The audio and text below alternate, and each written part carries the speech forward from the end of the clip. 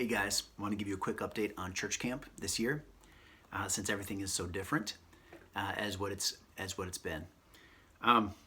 First, let me give you a scripture. This is the theme verse for this year. It's from Deuteronomy chapter 6, verses 4 through 9. You already know it as the Shema, and you know it because Jesus is asked, "What's the greatest commandment?" And he replies, "This is the greatest commandment." And so, the greatest commandment: Hear, O Israel, the Lord your God, the Lord is one. You shall love the Lord your God with all your heart and with all your soul and with all your might. And these words that I command you today shall be on your heart. You shall teach them diligently to your children, and shall talk of them when you sit in your house, and when you walk by the way, and when you lie down, and when you rise. You shall bind them as a sign on your hand, and they shall be as frontlets between your eyes. You shall write them on the doorposts of your house and on your gates.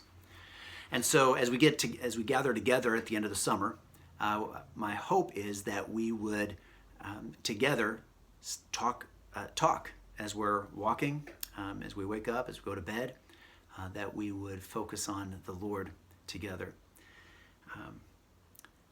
Couple things. Number one is if you've not registered yet, you can do that online. Your deposit is refundable this year. So because of all the uncertainty. Secondly, we should be able to operate pretty much as normal, provided that you come healthy and that you stay healthy while you're there. So the guidelines for overnight camps are that we take our temperature for a week before we come, that we document that, and that we document our temperatures while we're there. That's really the biggest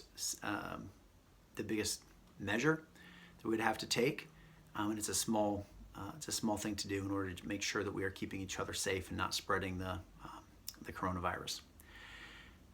Beyond that, we will be doing everything will pretty much operate pretty much as normal. Sentinel tells us that we can still do a children's program.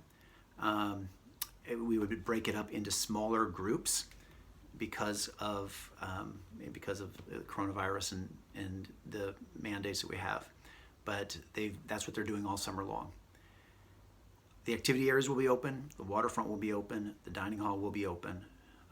Again, we'll be taking measures for social distancing. Masks will not be required for young children, especially because the governor does not recommend for children to wear them for extended periods of time. We're not making an issue of it. You should bring one, but it's not going to be a big issue as far as what we can tell right now. And again, that's we don't know. We don't know what's around the corner. That's plan A. Plan B is if we do have to cancel for whatever reason, we are still 6 to 8 weeks out from church camp, and a lot can happen in that time. We'll just forfeit our deposit as a church.